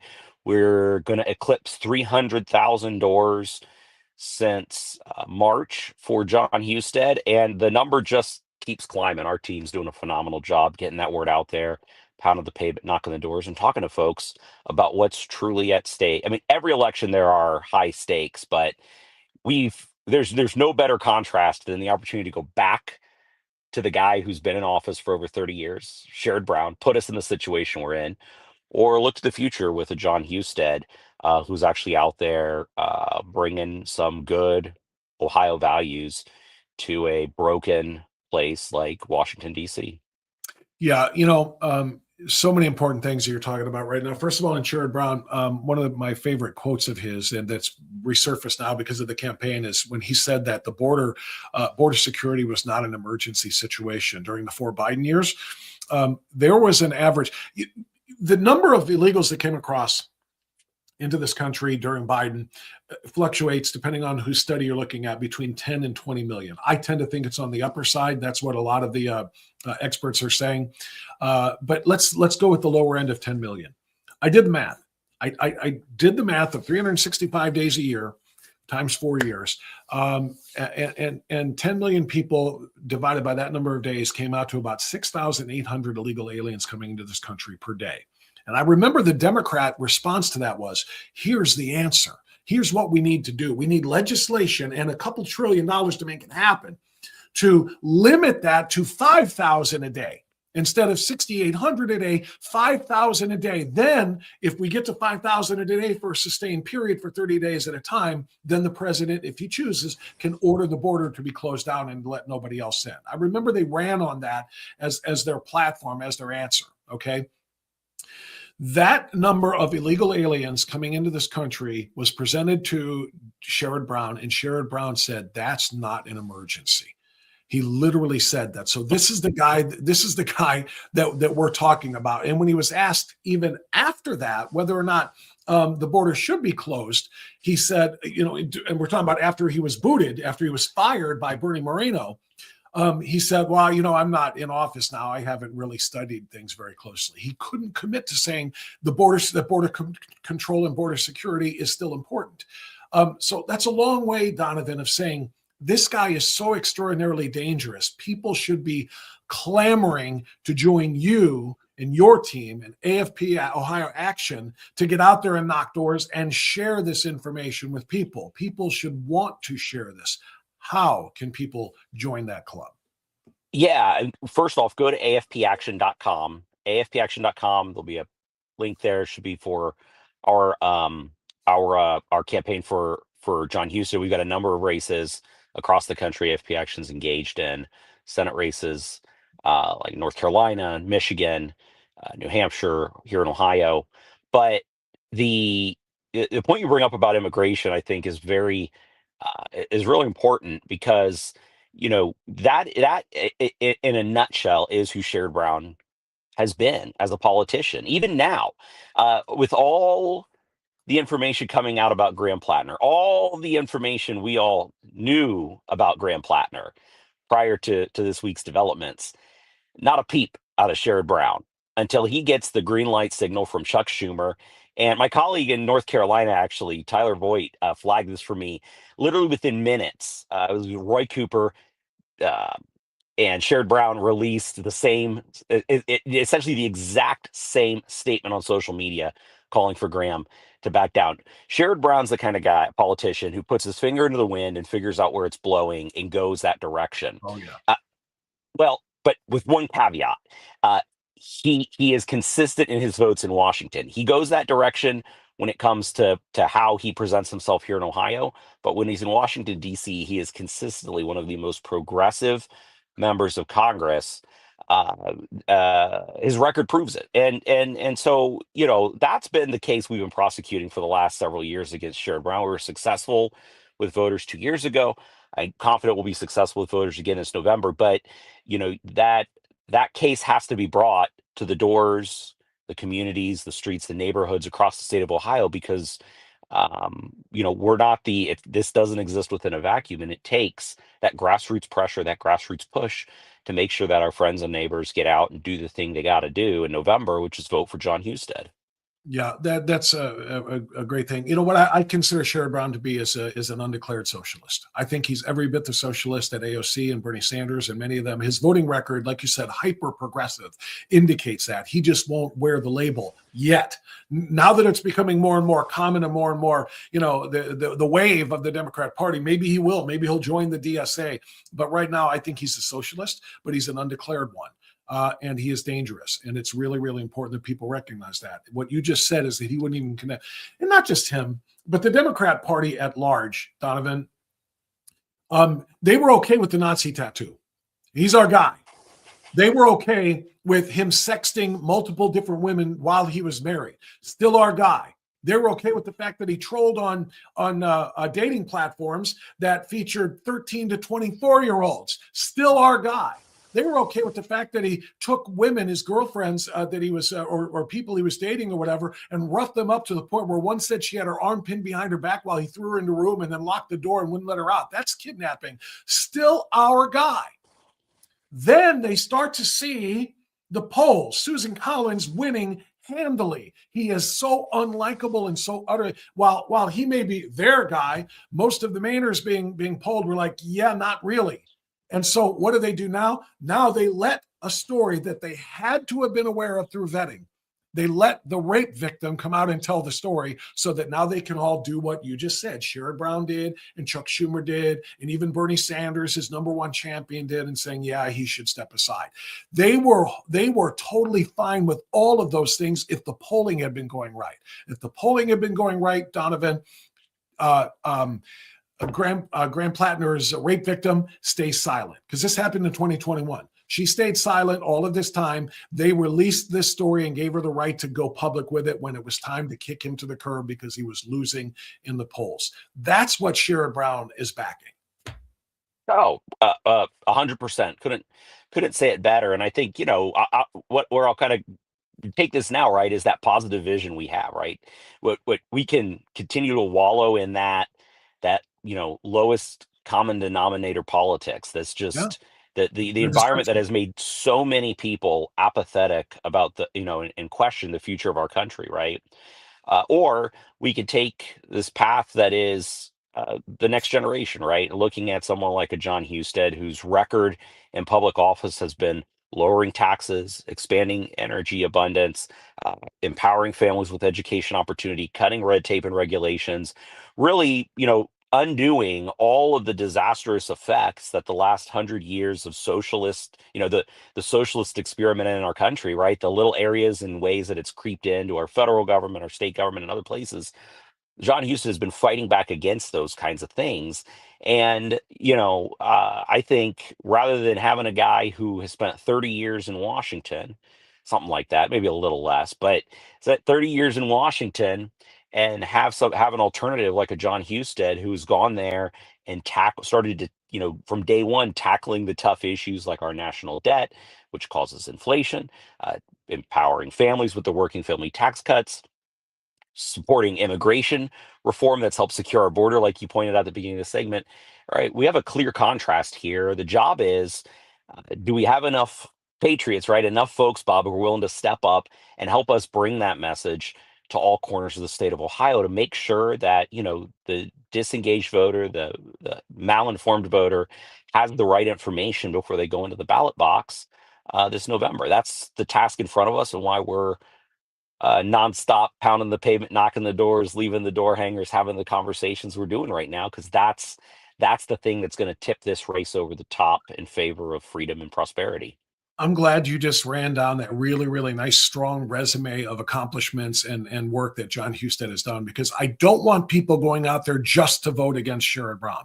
If it's just to vote against Sherrod Brown, and there are obviously all the reasons we are talking about why, certainly that's enough. But I want people to feel confident that they're voting for somebody who's going to do a good job. And I have to tell people, I've had John Husted on a few times now since he became a senator, and certainly since this campaign started as well. And I have seen a very, very different guy than I thought I kind of knew when he was lieutenant governor, because a lot of people still held him somewhat accountable for some of the COVID decisions because he was lieutenant governor and he he followed Mike DeWine, who let Amy Acton destroy the state of Ohio. And a lot of people held a lot of ill will.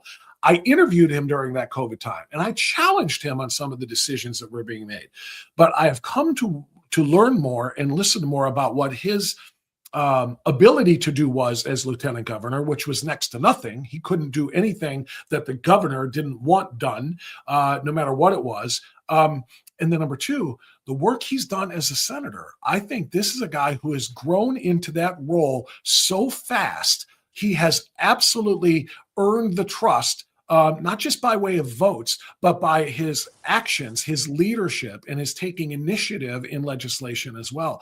And some of the stuff that you just mentioned, I want people to feel confident they're not going just to cast a vote against socialism and against the likes of Sherrod Brown, but for somebody who's going to benefit the state of Ohio and who's going to be a true asset in the United States Senate, which he already is. And that's what John Husted is. And I'm really glad to hear you kind of run that down. Well, and I think it's why, someone like Senator Bernie Moreno was so effective at unseating Sherrod Brown 2 years ago, right? Because he provided a clear contrast. He wasn't a career politician. Yeah. Bernie is somebody who built a business, created jobs, immigrated to this country legally, and provided a clear and compelling positive vision forward. And now I think with the John Husted, what we have to retain that seat and keep, Sherrod Brown in retirement is somebody who has a strong legislative track record, who understands. And you remember, John Husted was a former Speaker of the Ohio House, right? He eats, sleeps, and breathes the legislative process. I think it's why he is an effective member of the U.S. Senate, a highly, U.S. Congress. Talk to any voter, look at any poll. Congress is a highly ineffective body by many people's standards. No Yet, doubt. John Husted is jumping in and taking on the big tough issues Yeah. and navigating them in a way that is helping deliver results for working families across Ohio. That's what we need, right? Not somebody like a Sherrod Brown who puts his finger to the wind, figures out what people want to be told, and then goes to Washington and does, the exact opposite.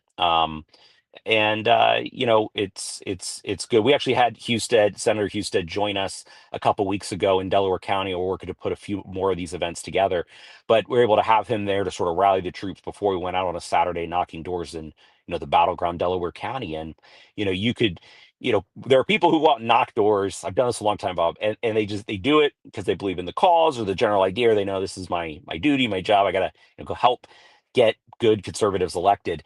But when I had the honor of standing on the little kind of riser we had there with Senator Husted and about 50, 55 other folks who were going to go out and knock doors. And I could see as Senator Husted was talking about the things he's been working on in Washington, as he talks about what's at stake in this election, you could see the faces, the emotions change in that room for the positive. Folks went from grabbing a donut and knowing they're going to knock about 50 to 100 doors talking to voters in a day to really being truly fired up, leaving that space to go out and advocate for the future of this country. And so, if you haven't seen him speak, if you haven't been at an event where Senator Husted has been talking to folks, talking to voters, make a point of doing that. And as I said, we'll have a few of those opportunities hopefully coming up here in the next few weeks as well. Yeah, that's a great point. And I'm glad to hear you had a great event there in Delaware County. If you have anything else up a little bit closer to this part of the state as well, let us know, because I know there are going to be people who want to be there. Let's talk about what it means to door knock, Donovan, if you can, because, first of all, you have to be an outgoing person to be able to, to knock on somebody's door and say, hey, I want to tell you about this. Give me a little bit of a primer, if you will, of what it's like, what it takes, what you're saying when you knock on a door and you're there to try to advocate for somebody like Senator Husted. Yeah, well, first off, if any of your viewers, any of your listeners have never done it before, we never send anybody out by themselves. We always go in teams, and we've always got, if it's your first time, we take one of our more veteran or experienced staffers or volunteers, and we partner you up. So you've got a strong support, strong training system out there for you to do it. And then, what we're doing is we have an app. It's a program on your phone that brings up a list of voters in the area that you might be in, right, a neighborhood, and tells you where to go knock their door. And so typically what we're knocking, right, are swing or leaning conservative voters. These are the folks who, right, maybe don't vote very often. Maybe they turn out for presidentials, but not so-called midterm elections. And we're just trying to begin to gauge their interest. So the conversation we're having with them right now is really more ID based, just saying, hey, tell me your thoughts on President Trump. Tell me your thoughts on, if the election were today, who you might vote for. If there's a top issue that comes to mind for you, what would that be?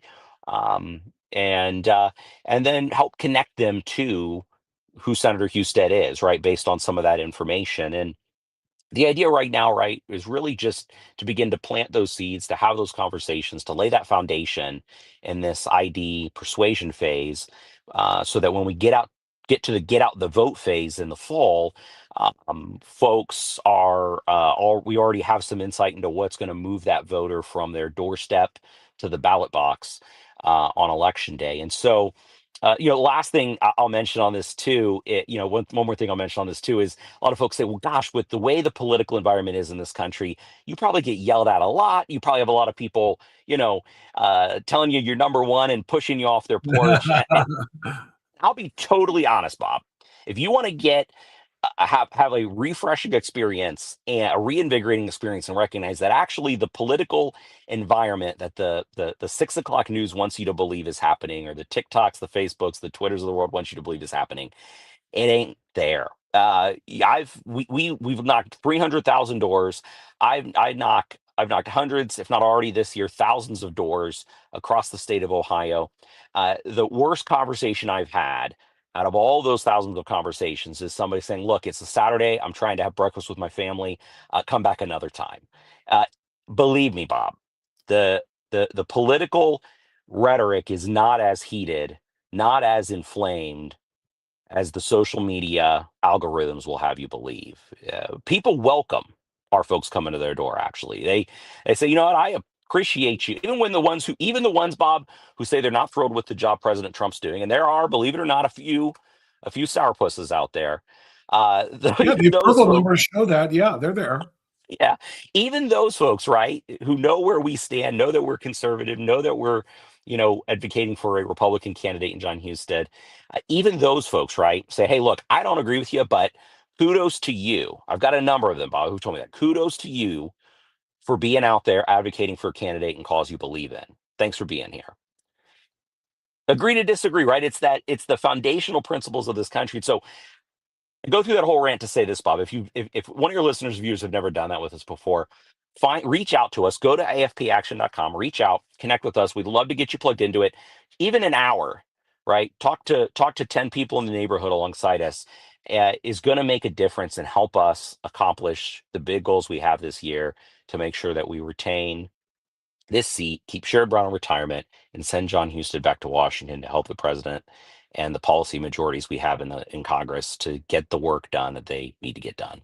Yeah, I really appreciate the fact that you just said, we're not sending you to knock on doors that have, white dudes for Harris and rainbow flags flying. We're not going to try to convince that person to vote for John Husted. You're sending them to either right-leaning or people in right districts or areas or whatever.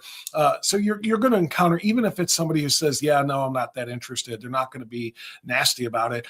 I mean, and to be truthful, I've been door knocked by the wrong side. They got the wrong addresses in their book by Democrats, usually local, like Democrat council candidates and things of that nature. And you're right about the relationship is divisive between Republicans and Democrats, but it's not so toxic that I'm going to cuss out the guy who came to my door. He started in his spiel. I've had 2 times probably in the last few years. Started with the spiel, and as soon as I realized what they're pushing and who they're promoting, I just tell them, let me stop you right there. You got a lot of houses you're going to want to hit. This is the wrong one. And that's it. Just telling you, I don't want to waste your time. You probably have a lot of things to do, but you're in the wrong place. I'm on the complete opposite side of this. So it's respectful enough to say, yeah, thank you, but no thank you. And that's okay. And as long as you're willing to run that risk when hi, I'd just like to talk to you about the upcoming election kind of a thing and talk about Senator Husted and so forth. As long as you're willing to be told, nope, you're at the wrong place, and you move on to the next door, then you're going to be okay. And I think it's really important that people realize that you're not going to, unless you're knocking on that rainbow door, like I said, or the hammer and sickle or something is their door knocker. Unless you see one of those, you're going to be okay. And to that point, that's part of the training. What we advise folks, right, is, hey, don't go to a door that says "dog will kill you if you knock." Don't go to a door where you've got the socialist flag flying in the front yard. That person is very clearly either our data's bad, they just moved in, or something's off, and that's also very rare and few and far between. But use common sense, and I'll tell you again, most 95, 99% of the time as you're out there knocking doors, right, it's in neighborhoods where folks are just normal Americans. They're cutting grass. They've got a flag flying on their front porch, bicycles in the driveway. And, those are all also kind of clues, right? These are just normal Americans who are working jobs, getting their kids to school and activities, and they're not paying attention to politics until it's staring them in the face, right? They're not paying attention to what's at stake in the election until it's staring them in the face. And that's also what makes canvassing so impactful, because you're actually planting seeds and helping connect the dots for some people who, are, in all honesty, a week before the election, maybe if we're lucky, going to start to dial in and pay attention to what their ballot looks like. Yeah. And one last thing, Donovan, on this before you go. To the experience I was just describing, somebody came to my house, and one of the things I told them, I said, there's 4 voters in this house and we're all voting, Republican. That's something people need to think about. When you're knocking on a door and you're talking to one person, you may not realize how much of an impact you're going to have on the vote, because that person was talking to me. And if they were the right party or whatever, I would be informing them, that there's 4 voters in this house. I got 4 people over 18 in this house, and we're all voting a certain way. You convince one person that, maybe it is worth it to get out there and vote for John Husted. I wasn't really excited about it. I wasn't really thrilled about this or that's going on with President Trump right now or whatever. But if you convince that one person, the chances are they're going to tell everybody else in their house, we're going to go vote. And you may be quadrupling the effort you made to knock that one door, just as an example. So I want people to realize how much of an impact they can have if they volunteer. 100%. And those positive conversations have ripple effects throughout the community. We see it time and time again. And it's why our organization, our team, invests so much energy and effort into this tactic, because the TV can be turned off, the mail can be tossed in the trash, but when you have one smiling Ohioan talking to another curious Ohioan when they answer the door, wondering if you're trying to sell them something. It has an impact, right? It strengthens our civic process, and it helps break through the noise that is the political echo chambers that we all find ourselves in throughout an election cycle. I'll pop it up on the screen one more time here, Donovan. AFPaction.com, correct? AFPaction.com. There it is. If you want to become a citizen advocate, join that grassroots army. It's very simple. Just go ahead and put your name there. This is the top of the page as well. There's a lot of really important information up there about candidates and endorsements and so forth. So please support not just our partners at AFP and AFP Ohio and AFP Ohio Action, but support our candidates and support our communities, because that's what we're advocating for people to do, is to help make our communities better by voting for people with the same values. And that's what this is all about. Donovan O'Neill, great work as always, my friend. Keep it up. Thanks very much. And we'll talk to you next week. Take care, Bob. All right, there you go. There's Donovan O'Neill. Great conversation. Enjoy that every week with Donovan. And I hope you really do understand the importance of that.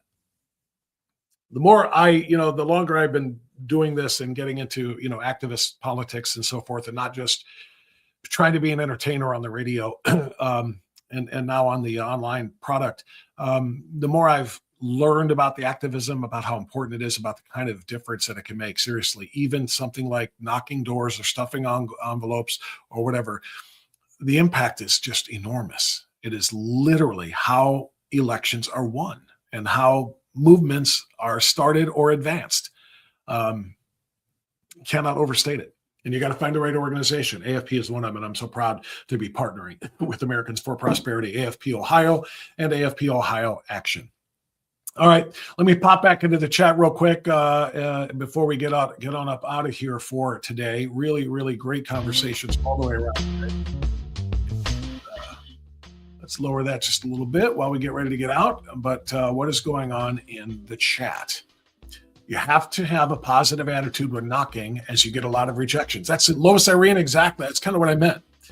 You've got to be willing for somebody to say, nope, you're at the wrong place. Don't bring that stuff up here. I don't like Trump, and I don't like anybody that likes Trump or whatever. Keep moving. You got to be willing to say, thank you for your time anyway, and not be discouraged and go on. And moreover, as Donovan just said, we're not sending you to left-wing houses. They do research. They get the addresses of Republican registered voters and people whose histories and so on and so forth indicate that they might be, an ally. And you're just there to encourage them to not only vote, but to tell others as well about why they need to go out and vote a certain way. It's really important. But you're right. You got to have thick skin. I've been going door to door every election cycle since Seth Taft versus Carl Stokes. It's always a good experience. I like that, Charlie G. Good stuff. I've not ever been delighted to see a solicitor for anything at my door. You're right. Most people don't, because they think it's a sale. I'll tell you what, though. I give those people so much credit, even the salespeople, even the door-to-door salespeople. And Sherry is saying, I can never be a door knocker because I hate it when people come to mine. I can't be a participant in unexpected door knocking. That's just me. And you're fine to say that. Nothing wrong with that. Everybody has certain things that bother them. Excuse me. And having somebody come to your door unsolicited to sell you something or to convince you to vote a certain way can be off-putting to a lot of people, which is why you do have to have that thick skin if you're going to go and do it. But I'll tell you something. I give credit to these guys. A lot of those door-to-door salespeople are coming to try to sell you, pesticides or new internet or whatever. You know what they could be doing? They could be at the beach collecting unemployment or collecting welfare, living off the system, but they're out there doing hard jobs in which being told no 5,000 times a day in the hopes of getting 5 or 6 to say yes. I have respect for those people. They're working in a really, really hard job that I know I could not do. I know it. And I'll tell you something else. Sometimes you stumble onto something that's a pretty damn good product. You know what? I'll buy. I'm using it right now. I'm not going to promote the company by name because they're not a paid sponsor, but I had somebody come to sell me faster internet, more advanced tech, way faster upload and download speeds at $50 a month less than I was paying, and not on a promo offer, but that's just the price. They sold me. I listened. I took the information down. I did some research on it. I called the guy back and I said, I'm in. And right now, you and I are talking, and I'm able to upload a lot of things a lot faster than I could before. No interruptions, everything else, because of some door-to-door sales guy. He got me. And I don't say that like I got taken. He had a product that was better and faster and cheaper than the one I was using. And I'm glad he came to my door. I'm using it right now. You know how much easier it is for me to upload videos, interviews that I do, that are recorded ones, like the one I did with Auditor Faber just 2 nights ago. I upload that so much faster now instead of it taking an hour. I mean, because somebody came to my door and did a door-to-door knock. So take that for what it's worth. Sometimes it's worth listening to them. Sometimes, probably 99% of the time, nope, I'm good. But sometimes. And I would approach it that way as an activist as well. All right, that's it. Thank you, everybody. Really appreciate the great conversations in the chat today. And as I always say at the end of a show, if you are watching in replay and not on the live stream, please carry the chat to the comment section. Please. Don't forget also to support the show, support our growth by hitting the thumbs up button, hitting the notification bell, and of course, hit the join button to join us on Locals. For Unfiltered Insiders, by the way, I'm going to upload the Keith Faber interview to you for your feedback. I'm going to tell you something. That's one of the most conservative guys in state government. I didn't realize how much. I've only interviewed him, I want to say, on 2 different occasions. I've interviewed Frank LaRose numerous times, Dave Yost numerous times, Robert Sprague. I mean, a lot of the guys I've interviewed over and over again. I think I've only had Faber twice prior to this one, in which I was able to get an hour from him. Because not only is he the auditor, he wants to be the attorney general. And so we had a lot to discuss, and I really enjoyed it. I would love your feedback. I'm going to put that up on the Locals page for insiders only first, and then I'm going to give it to the rest of the audience during a live stream later this week. So please consider joining me on the local side. And if you are so inclined, I can't keep doing this forever, at least on the budget that I'm on. So if you can support the show, please consider doing so. I mean, honestly, we're talking about a cup of coffee, 2 cups of coffee a month, really. If you buy a $5 coffee, it's two cups of coffee a month. You could support this show and help us stay on the air, stay online, and stay influential, which is what we all have to be doing in this crucial time. Okay, everybody. Thank you. I appreciate you. Thanks to Donovan O'Neill. Thanks to AFP Ohio. And as always, appreciate you for watching. We'll talk to you next time. Bye-bye.